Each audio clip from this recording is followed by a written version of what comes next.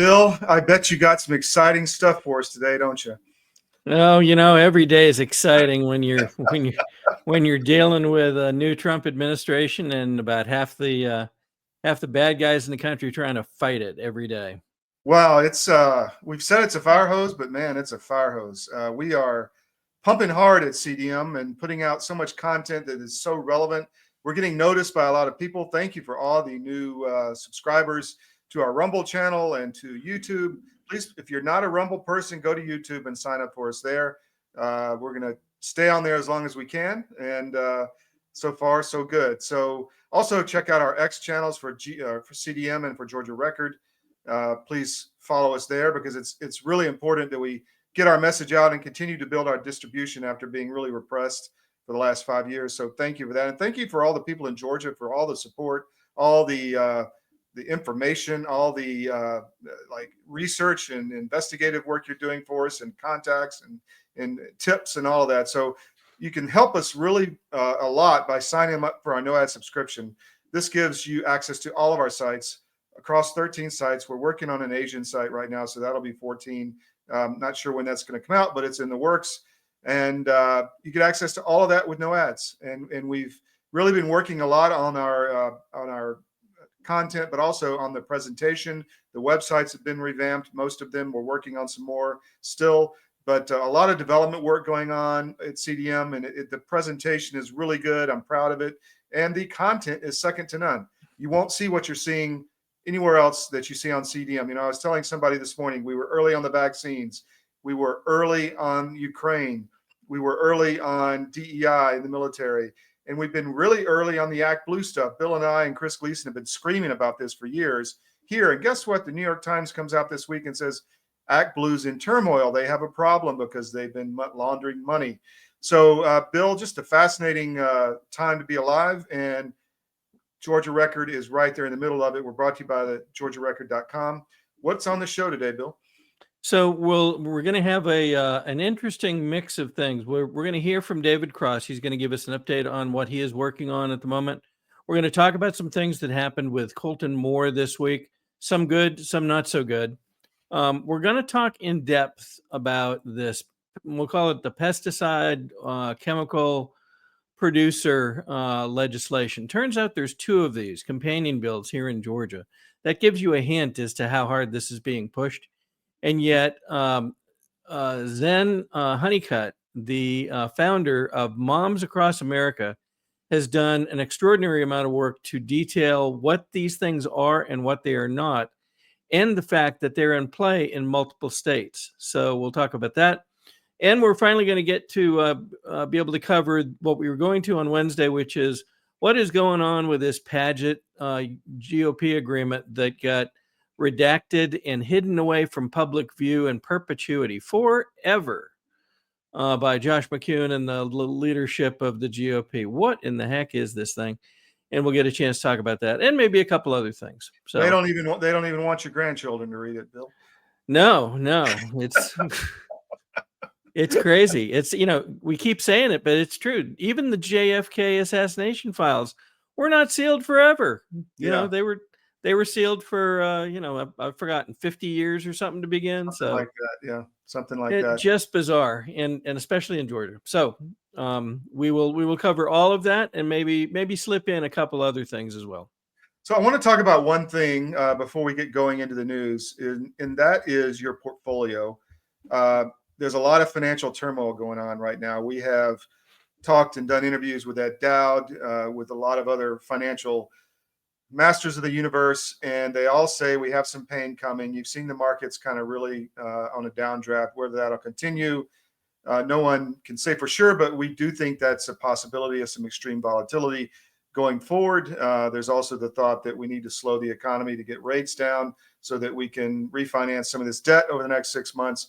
So there's a lot of financial turmoil on the horizon. And here, if you've been watching the markets, if you have a portfolio, please consider putting some of it in precious metals, which is a long-term store of value for 5,000 years or longer. CDM Metals is the place to go to look at that. You can get your free precious metals investing guide from Advisor Metals. But seriously, the gold is about to reach new highs. It's probably got a lot higher to go. The U.S. is talking about revaluing its gold portfolio much higher. So, I don't give financial advice, but from a risk reward ratio, you look at stocks that are highly valued going into a very uncertain economy, and you look at gold, which is really coming to light as one of the main stores of value all around the world. All the governments are buying it: China, Russia, India. So why wouldn't you in your IRA? So if you got an IRA with your life's work in it, call Advisor Metals, talk to them, and tell them we sent you, please, because that's really important. And just have a conversation about rebalancing your portfolio to put a portion in precious metals. I think you'll be really happy in the long run. Back to you, Bill. Let's get going. Okay, so let's start with Colton Moore. There was this week there were some good things and some not so great things. Let's start with the tough stuff first. So you will recall that we have reported that Colton and his team went to the court and filed for essentially criminal assault charges to be considered against Keith Williams, the so-called general counsel for John Burns, that turns out is not even an attorney, a recognized attorney in Georgia, so he can't be a general counsel apparently. And they had filed for that, and it went before a magistrate judge this week. This seemed, based on all the video, all the reports, all the eyewitness reports of what happened, how it happened, and so forth, this appeared going in to be a slam dunk, according to many, and many that are experienced trial attorneys and so forth. However, astoundingly, the judge found no probable cause in a number of areas.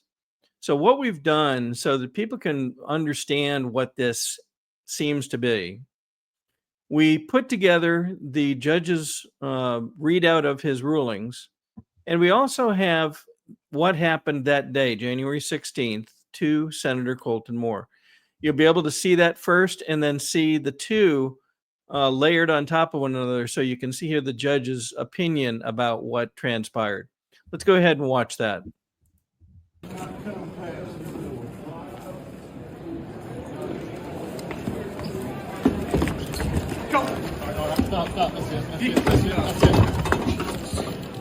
The gentleman who just threw Colton Moore to the floor is Keith Williams, the one for whom these charges were being asked for from the court. It's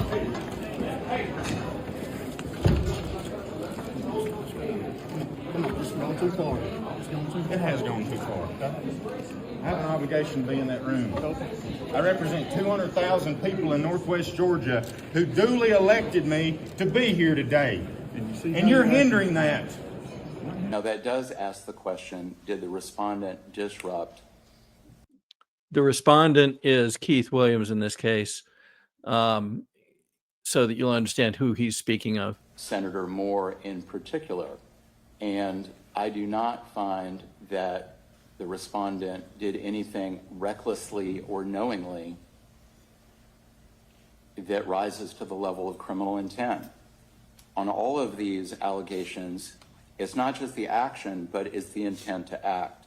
And I do not find sufficient probable cause for 1611-34.1. The court is limited in probable cause by what the applicant offers. I also considered simple battery under 16-523. I don't find sufficient evidence of that the respondent intentionally made physical contact of an insulting or provoking nature with another person or intentionally causes physical harm to another. I also considered disorderly conduct under 16-1139 and simple assault under 16-520. I don't find sufficient probable cause for any of those offenses. In essence and in finality, I deny the applicant's application for a criminal warrant for any crime based on the evidence that was presented. I'll prepare an order to that effect. Astounding is the only word that I can find at the moment to make comment on this. Breathtaking. I mean, I did not find that anyone, what did he say? He didn't bodily harm, or I mean, he saw the guy push him down to the floor. He didn't interfere with him attending the joint session. He didn't, not simple assault, not aggravated assault, not reckless, conduct. All basically threw everything out. Sees nothing wrong with that. Sees no criminal activity. Sees no assault. And so that closes this layer of this case at the moment. Now we'll stand by and see what else happens. You'd mentioned earlier the very good work of a number of the folks that we have across Georgia. One of those is Tim Sharp, who you will see post on Twitter often. A very good investigator, has come up with again and again interesting data points that often put us on our heels. Very frankly, he's great at it, and he brought forward this, which we found fascinating. He mentions that judge is Judge Robert Wolf. And he has a remarkably thin digital footprint. You don't find very much about him. But there is one thing on this page that I believe came from the ethics or one of the campaign contribution tracking websites. Down at the bottom, there is a connection between Robert Wolf and Ed Lindsay. Ed Lindsay was a former member of the state election board. He was removed after much public outcry and many votes on his behalf to apparently block things like the data coming out of Fulton, to obfuscate data and side with apparently we'll call them the bad guys for the time being. Notably, we found that he had landed following his departure from the state election board. And guess where he landed? A subsidiary of SEER, the company or the organization that you and I went to investigate who was attending and why up in Washington, D.C. At the Spy Museum, right? At the Spy Museum, the Center for Election Integrity and Research, I believe is what SEER stands for.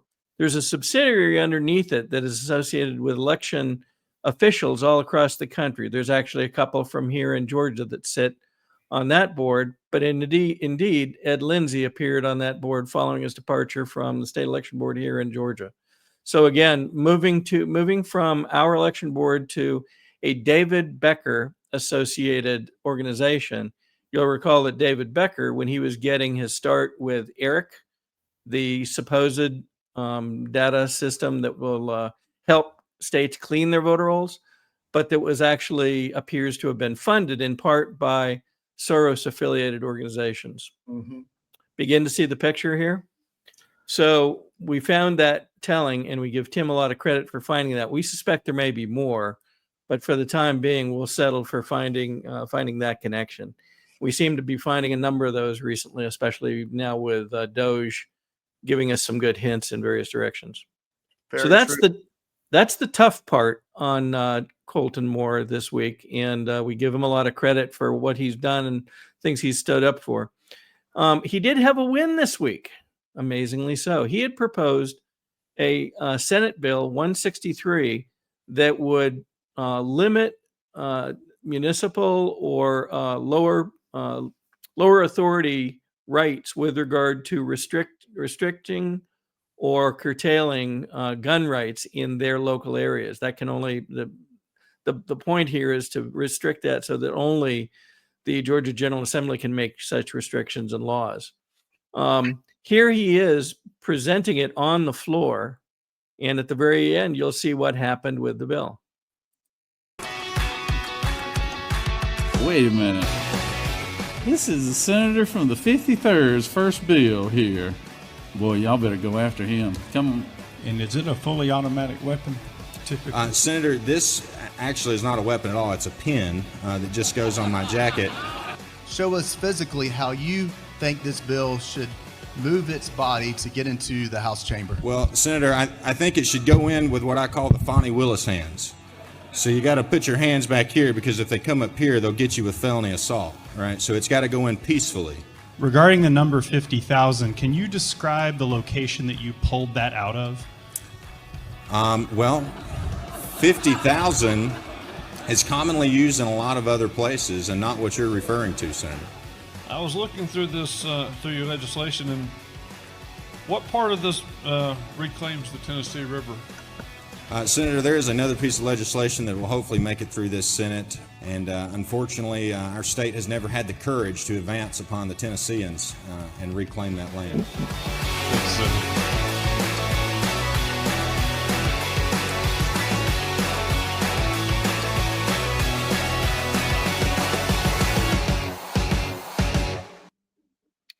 So if you're watching closely, the yays have it. So his bill indeed passed.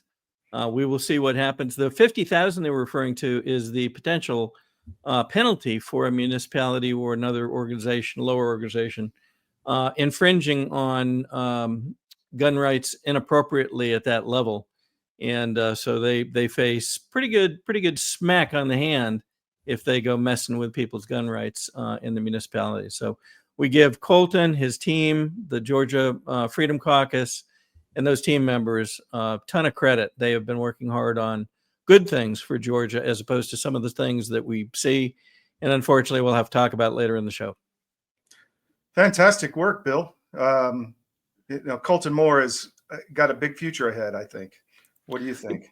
He's already gotten accolades directly from Trump in the past year or so, and he has been being recognized for being willing to stand no matter what it takes. And his answer after this court case came out the way it did was never going to back off. So, well, I'm not an attorney, but I wonder what other options he has. But maybe this whole meme thing with JD Vance. I don't know if you've seen that all over Twitter, but maybe they should start memes on Colton Moore and raise his profile. Because Vance kind of embraced all the memes. But, I'll tell you, maybe he has gotten some great accolades so far, and you can see that they're starting to get creative. I don't know who made that particular little video of him, but that was a bit of fun. So we give him a lot of credit. That was. Let me talk real quick, or we got to bring David. Do we have time for David, or do we have time for a commercial? Or do we need to bring him in? We're okay with one commercial. Okay, so the wellness company. I'll make it quick. twc.health/CDM. Promo code CDM. Get your emergency medical kits. I used mine last night or 2 nights ago after getting hit with some kind of bird flu biopandemic, something that knocked me to my bed for a few hours. But twc.health/CDM, promo code CDM. I'm dang sure I didn't have to go to the pharmacy because I had it right here in the house. So make sure you're prepared with your family. If you use promo code CDM, you get 10% off. And really, we don't know what's coming in the next year or two. So make sure you have the drugs in your house. Back to you, Bill. All right, let's go ahead and welcome in David Cross. Mr. Cross, good afternoon, and thank you for making time for us, sir. You're welcome, man. I'm glad I could help. I'm glad I could be here today. Boy, I'll tell you what, you get the voice going on today. You are coming through loud and clear. Well done. Perfect. So, well, I think I finally figured out like the microphone setting, so hopefully it's working. There you go. So I know that you were in the midst of a campaign for GOP chairman for Georgia, and we were lucky enough to capture some video and put that up both during the show and during the week this week. Tell us what's going on. Tell us some of the things that you foresee for the GOP as we go forward, if you can, please. Wow, things that I foresee for the GOP going forward. Well, if I get elected, there's going to be some fantastic things that are going to be happening with the Georgia GOP. My vision is to run this, is to run this organization more as a membership organization where the members are receiving more value than what they're putting in terms of monthly or annual dues. I want to have special recognition clubs for people that have been involved for a long time.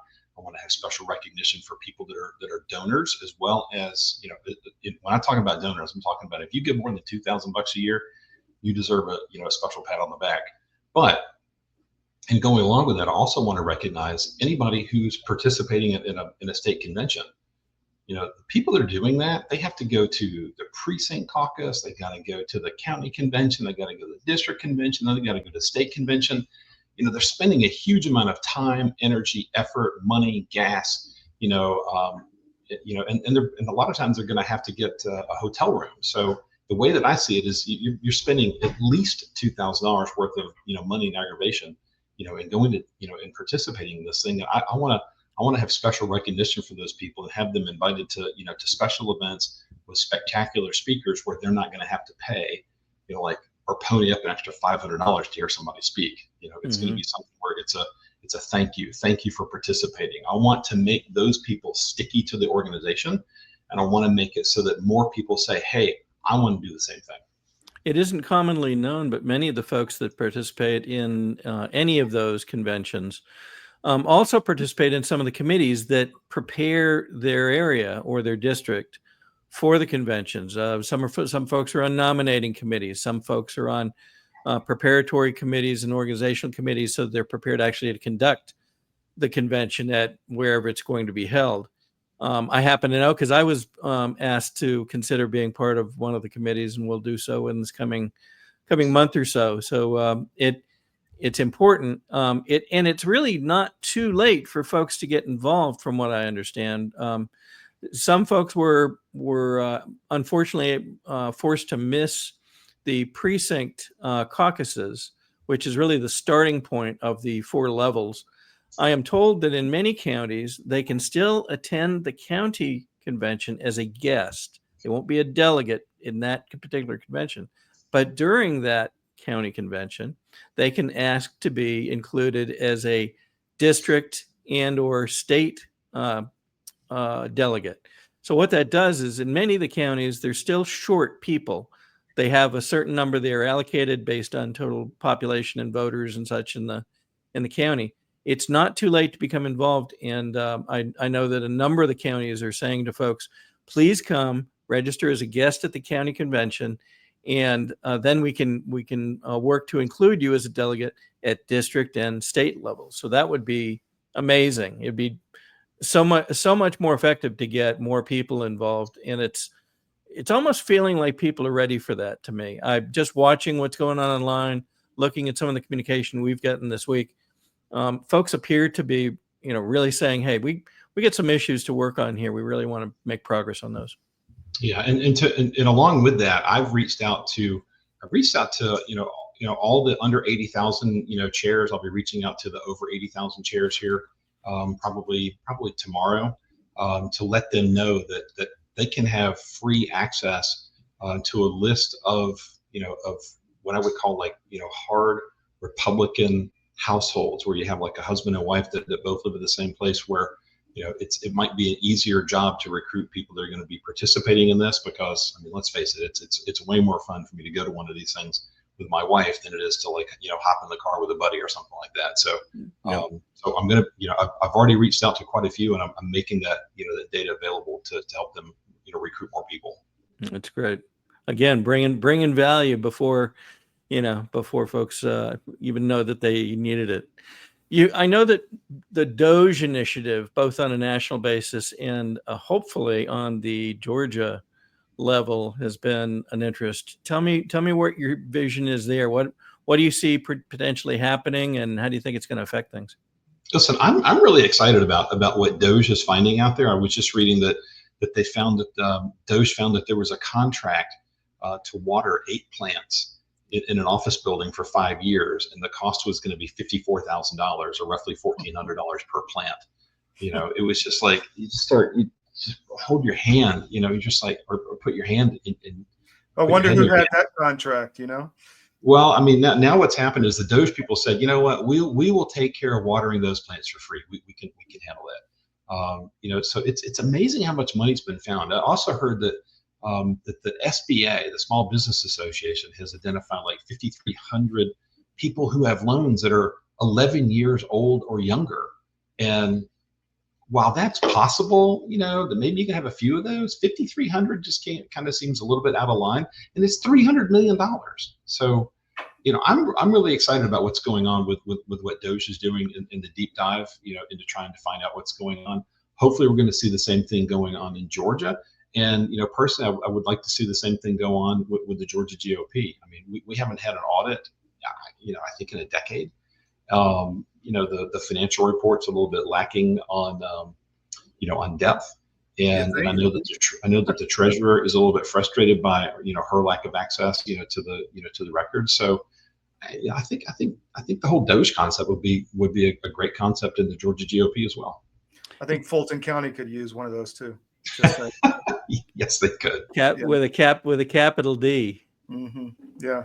It was interesting this week. There's been more and more and more information sort of around the periphery of Doge, but it's telling you the picture that you need to solidify to really understand how bad this situation is. We've reported in the past that there's 1.5 million NGOs defined within the United States. Elon Musk came out this week in a conversation with Rogan, I believe, and he talked about the fact that Soros was really a genius when it came to leveraging money and leveraging access to money. And he describes the situation where with a relatively very small investment, you could get an NGO started and then use resources to lobby for money into that NGO. And then that money begins flowing around from organization to organization, essentially becomes invisible. And he talks about the billions that were soaked in over time using that kind of trajectory. So forming an organization, lobbying and working to get grants and things from the government, and then using that to accomplish the goals that they wanted by moving the money where they wanted it to go. That had nothing to do with a decision by the government. It was once it had been granted to the NGO, it's in the NGO's hands. Yeah, I love what Elon said about that. He said, "How is it a non-governmental organization if it's completely funded by the government?"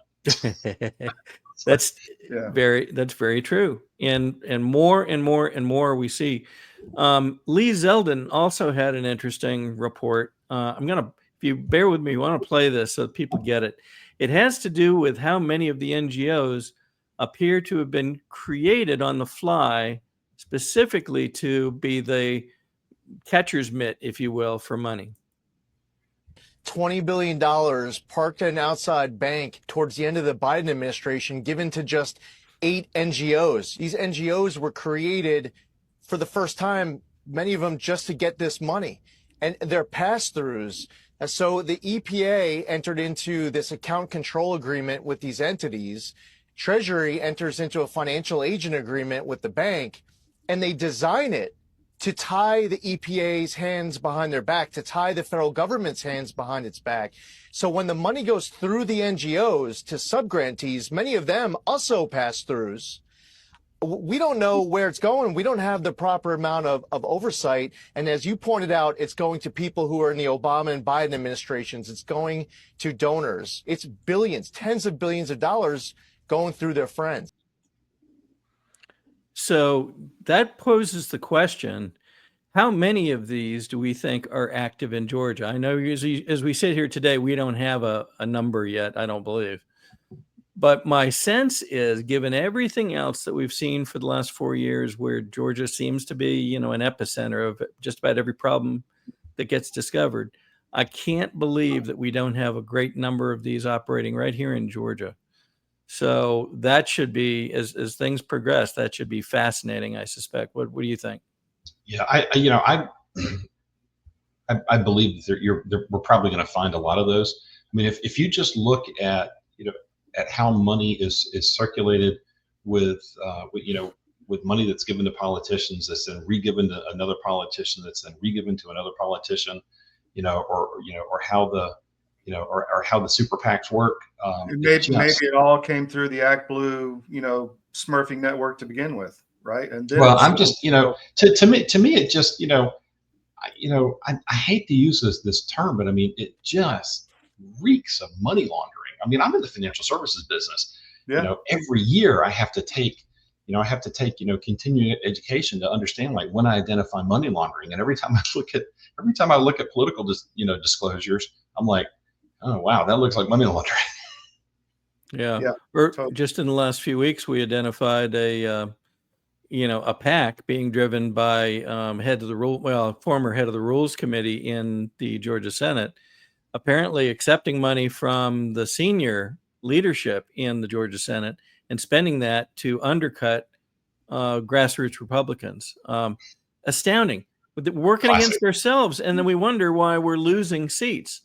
We're not working. That's not working against ourselves. That is people in power, desperately trying to maintain power. Well, it's amazing the scale of the money that's been thrown against us, and for grassroots and shows like this, and like citizen investigators have just obliterated that power. It's fascinating. I mean, the amount of money that we stood against in the last few years is just amazing to me. It is to me. It's amazing how when you have a few dozen or a few hundred or a few thousand grassroots activists, and a few thousand, maybe $10,000-$20,000, you can accomplish.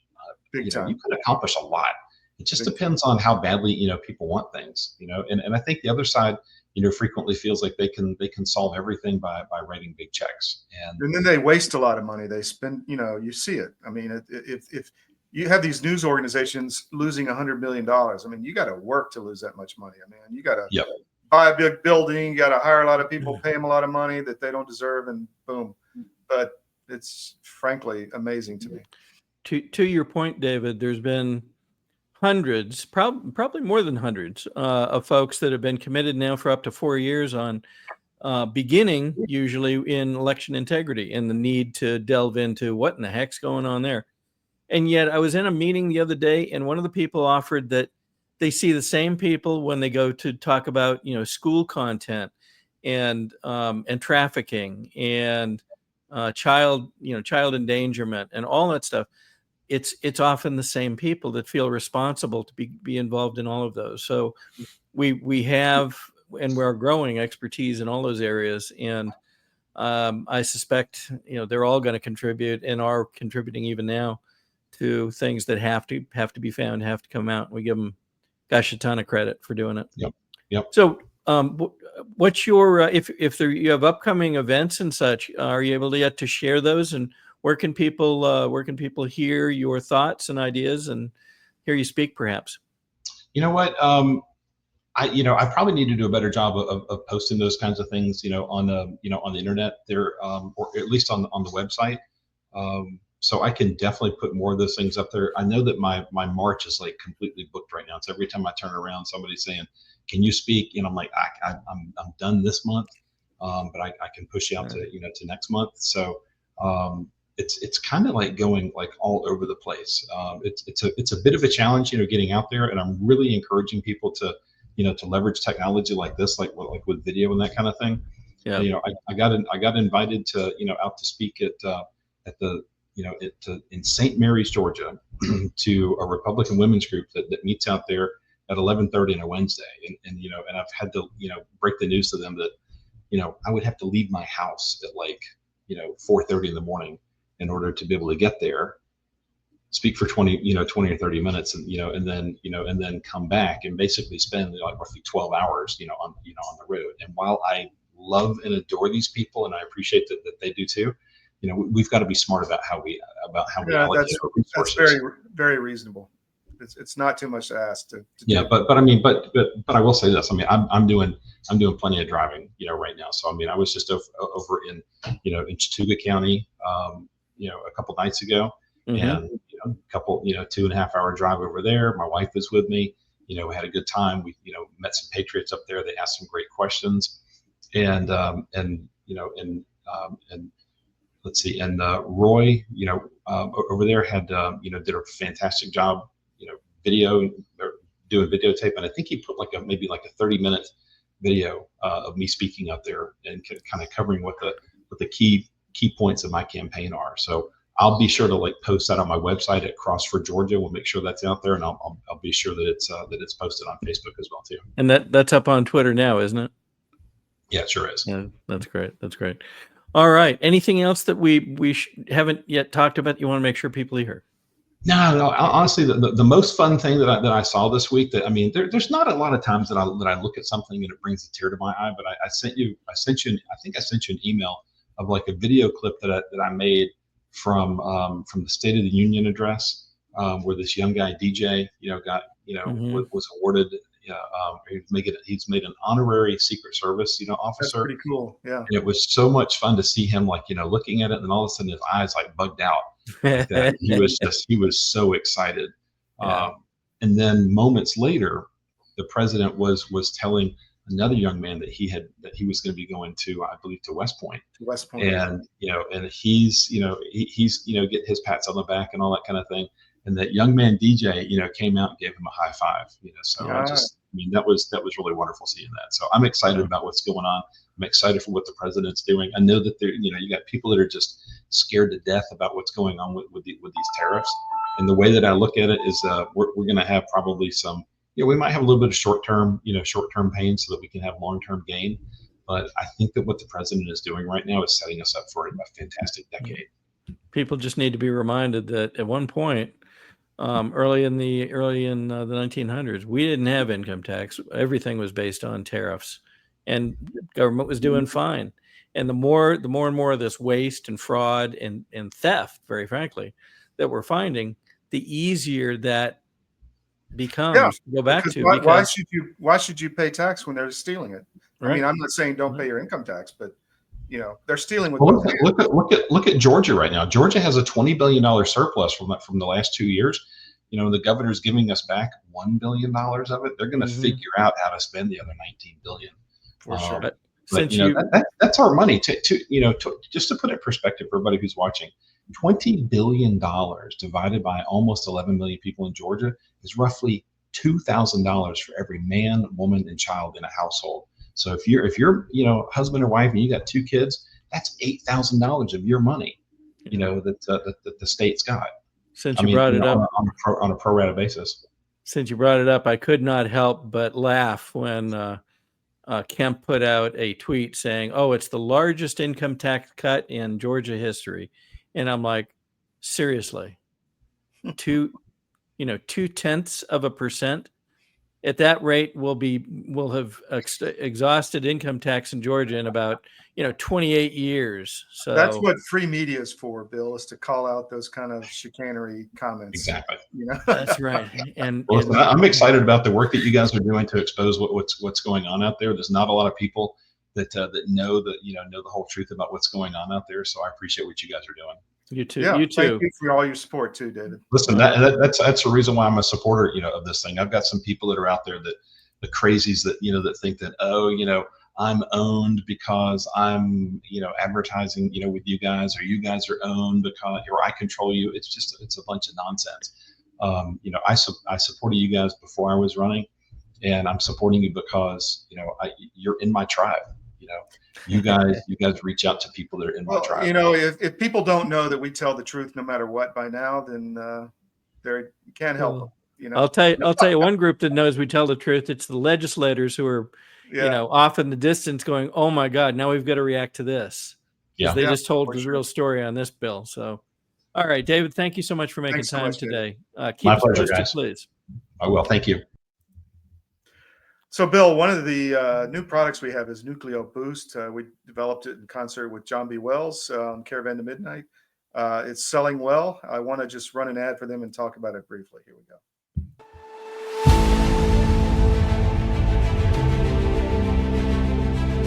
I'm watching my friends gain more and more weight. And then eventually, I got to tell you, this is a little dark, but bad diet literally killed my whole crew.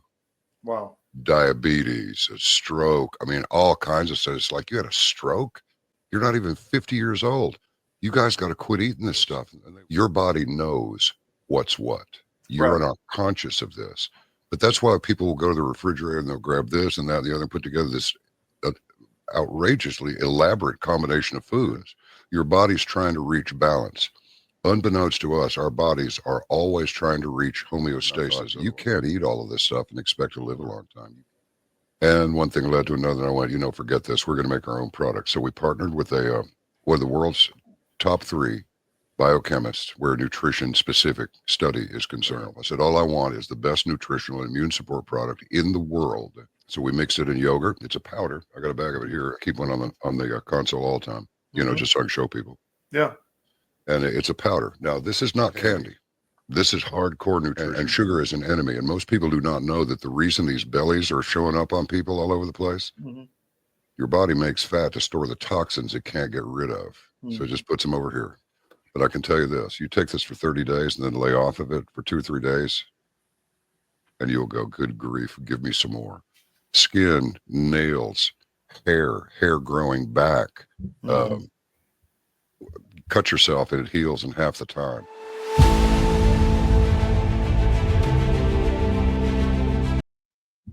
So Nucleo Boost at cdmnutrition.com. Please check it out. This is what it looks like. It's a bag every 30 days. You can get the subscription that it's cheaper. And what I get, everybody gets a different reaction to it, but it's all the stuff you need at the cellular level, building blocks to make you very, very healthy as your body, as John says, gets to balance. And for me, it's stamina. I say it all the time. I'm up late, I'm up early and working hard 24/7, and it keeps me going, and I can vouch for it. So cdmnutrition.com, check it out.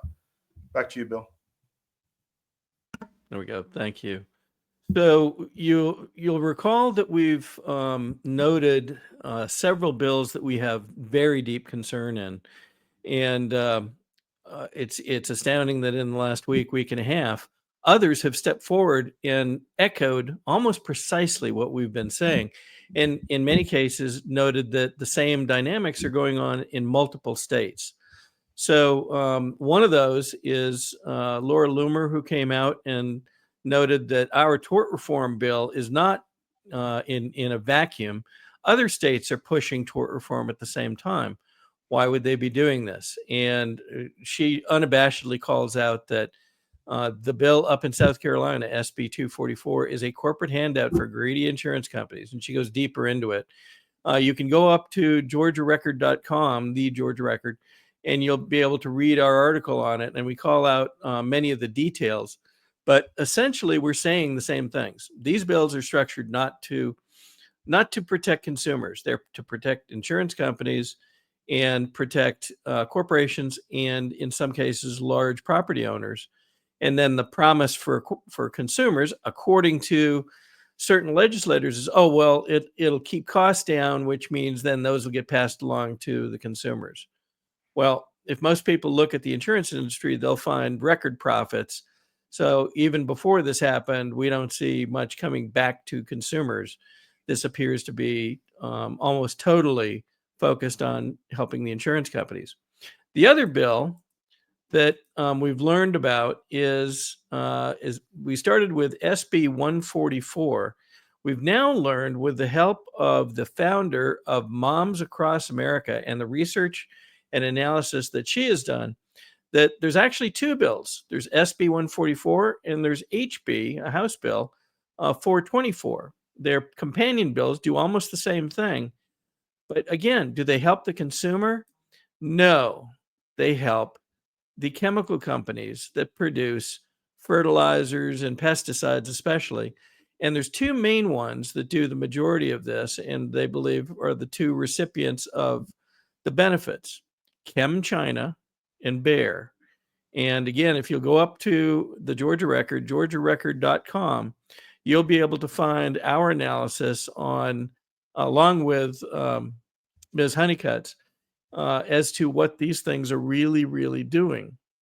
ChemChina is about halfway down the global Fortune 500. 300 billion, I believe, in turnover in Chinese yuan or yen, and Bayer is a similarly situated, also global company. They both make a wide variety of chemicals used in a wide variety of agrochemical applications. But most importantly, what this bill does, I'm going to net it for you, and then we'll show you the detail of it. We want you to know the detail because this thing is being pitched to the farmers. And very frankly, if you understand what this does, the farmers are the ones who potentially could be at some of the worst risk. So what do these bills do, the ones here in Georgia, and where else are they being applied? Well, they're being very similar bills are being pitched in at least 6 other states at the same time. right away, there's something bigger beyond this than just, our legislators here in Georgia.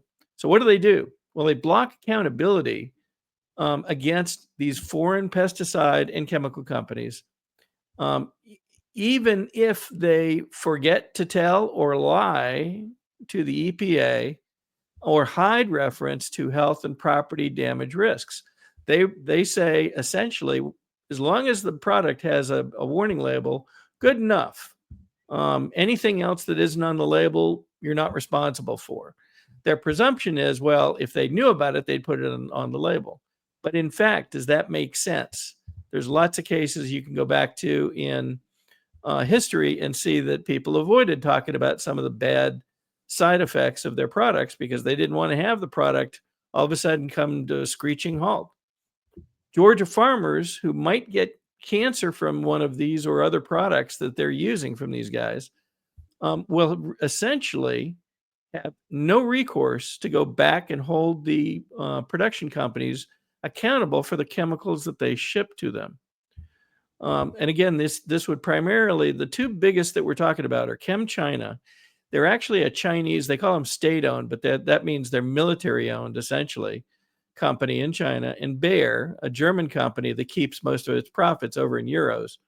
And again, they'd be shielded. The concern is that farmers who use these things come in contact with a great amount of these chemicals each day, potentially, and might be the ones at most risk. It was troubling to me to find thank you notes up on Facebook for legislators stepping in to protect the farmers. I think they're doing the exact opposite. I think they're putting the potential for risk straight into the farmers' lifestyle because they might be using chemicals that have risks over and above what may be indicated for and on that product. That's the danger. Bill, the arrogance and the duplicity and the deceit involved in this to go out and say, we're helping consumers, we're helping farmers, when really you're just protecting a nefarious corporation from liability is just really dark and evil. I mean, if you think about it. It seems very dark and very careless and without care for your own constituents. And then to say thank you for it to the legislators that are supporting it is astounding. So we've done, now a couple of weeks worth of research on this. You'll find many writings in many of these states echoing exactly what we're bringing out. We ask that you go to the Georgia Record, read the article, tell your congressman. This thing is passed. One of them at least is passed the House. It goes now to the Senate and will be considered there. I didn't get a chance to look at the second bill prior to the show, but no matter what, you want to send the message clearly and directly, cordially if you can, to your representatives and to your senators and say, we do not want SB 144. We do not want HB 424. They create risk and might create harm for farmers and others and regular consumers. Pardon me, here in Georgia. So still get some of that bird flu hanging around, apparently. Yeah. I went through it the last few days. So okay. So, and the net question in this is, why would Georgia legislators be pushing this? The answer almost always is somebody's behind them saying, you push this, you get it done, you'll have some help and support in whatever way that means from lobbyists or others behind them. You don't push it, you don't get it passed, and that support will go elsewhere. It seems just that simple. And we hear that over and over again. Yeah. All right. Shall we press on? We have a few minutes. What's that? We have a few minutes left. We might be able to take one more break where we can press on. Why don't you play one of Mr. Cross's ads so that we get a good plug in for him this show? Okay, sure will. This is a special report. Knowing how to invest your money is harder than ever before. Dealing with stock market volatility, record debt, and terrorist attacks requires new thinking. At U.S. Asset Management, We can help you see the world more clearly so that you can move beyond the chaos and invest with confidence. Call us, visit us online, or drop by our office. U.S. Asset Management, helping you make better decisions with your money. Okay, back to you, Bill. So our last topic for today is something we tried to cover in our last show. We think it's quite important because it seems to have reasons behind it that nobody will talk about, and we can't understand it. And it is, the famous Padgett Georgia Republican Party Inc. agreement. These are actually screen captures of the actual agreement as it was proposed to the court to be sealed, or in fact fully redacted, so nobody could read it. Have to keep in mind this agreement has been in dispute and was being negotiated for final resolution between John Padgett, who formed the Georgia Republican Party Inc. some years ago, and the Georgia Republican Party. I asked at one of the conventions, I believe in 23, I asked David Schaefer, when is this going to get resolved? Oh, as soon as we get this case resolved, this will all go away. It'll be fine. Well, that was in June 23. That year went by, 24 went by, and now as we come to the actual end of the case, the agreement at Josh McKoon's direction and by through the work of his and the Georgia Republican Party Inc.'s attorney, Alex Kaufman, they proposed to have this thing fully sealed. Why? Why, when you have thousands of GOP members across the state interested in the outcome of this, why would you keep them from seeing it? Why would you keep the public from seeing it? Very, very interestingly, Josh knew that this was an issue. Josh McKoon, current chairman of the GOP, he knew it was an issue when he was running for that office back in 23. And he actually filmed a video to promote some of the things that he was going to solve. Let's just take a look at this briefly. On your support, that's excellent. We're going to do great things after the state convention on Saturday. So I've been thinking about this Republican Party stuff. Okay. All the things I want to do. Okay. And I think we can do the pre-planning in about 48 days. Okay. Roughly 7 weeks. There's a lot to do. 7 weeks, 7 initiatives, 7 mountains. Okay. Week 1, assessment. Who are we? Okay. Where are we going? What works? What doesn't work?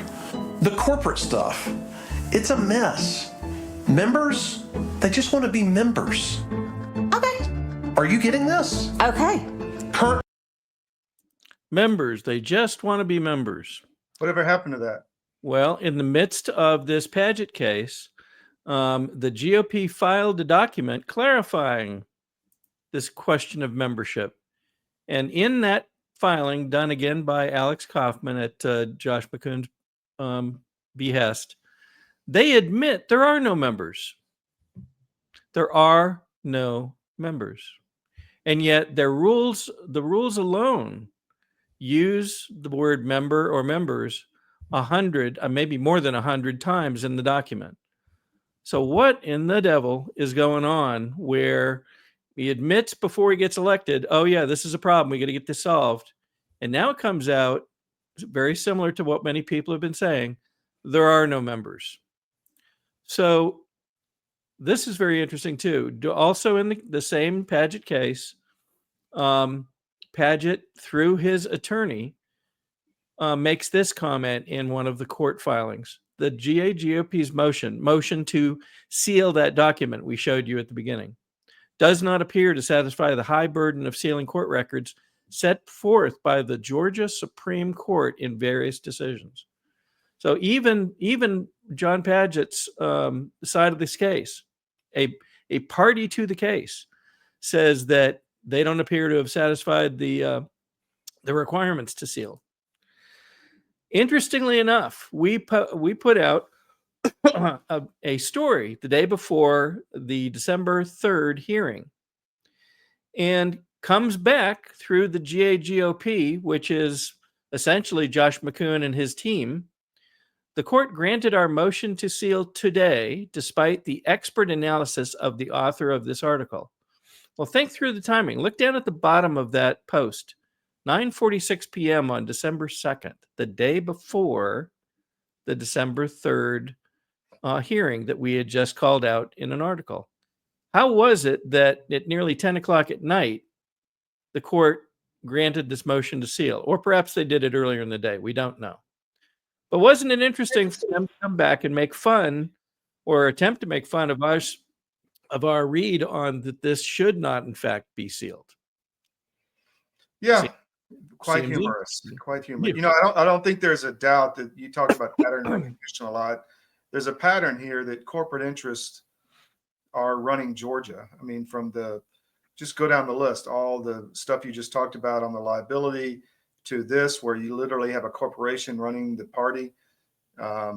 It's quite revealing in my opinion. The very law that governs a party is different than the law that governs a corporation. And so you'll notice that many of the questions that have been posed to McKoon, to other leadership members of the party, never get answered. Why? They don't have to. There's no members. Yeah. It's a corporation. It's like asking a corporation to divulge their revenue, their costs, their expenditures. They can tell you to go pound sand, and that appears to be what's happening here. So there was an exchange back and forth, and this was the next thing, or one of the next things that the GOP, we do suspect that this is probably Josh McKoon typing these things in. We don't know that. Could be somebody on his behalf, but probably not done without his knowledge. States in here, the agreement signed by Padgett. This is the original agreement back when he settled with a person who had come after the GOP for discrimination charges, essentially, has a confidentiality provision. Okay. Absent a court order, it would be a breach of the agreement to violate that provision. Would it? It would be stunningly moronic to willfully violate the agreement and subject the GOP to a lawsuit. Well, wait a minute. You've been in a lawsuit with Padgett for 7 years. So apparently you're not very afraid of lawsuits, but okay. In looking at the court documents, though, think about this. They say there's a confidentiality provision, and absent a court order, it would be a breach of the agreement to violate that provision. Apparently, they didn't look at the filings from Padgett very well. Padgett, through his attorney, had said the GOP, before the settlement was negotiated, the court should note and consider that the confidentiality provision of the agreement is one way, meaning it only works against one person, the original plaintiff, Ms. Keith, who brought the discrimination charges against Padgett and the GOP. The agreement specifically noted and retained the GOP's right and or potential obligation to disclose information related to the agreement. That's almost 180 degrees from what the GOP had argued in that previous post. Right. Were they mistaken? Were they deliberately obfuscating this? We don't know. But with simple readership, we were able to confirm that Padgett's attorney themselves confirmed the GOP had the right, and if so, still has the right and potential obligation to disclose information related to the agreement, yet they've sealed it. Just obviously, it's self-serving. I mean, they're dancing around. Now the question becomes, what in the heck is in this agreement that is so necessary to seal up? They talked about the amounts involved and, attorney's fees and other costs associated with this thing. They talked about this verbally, openly in court.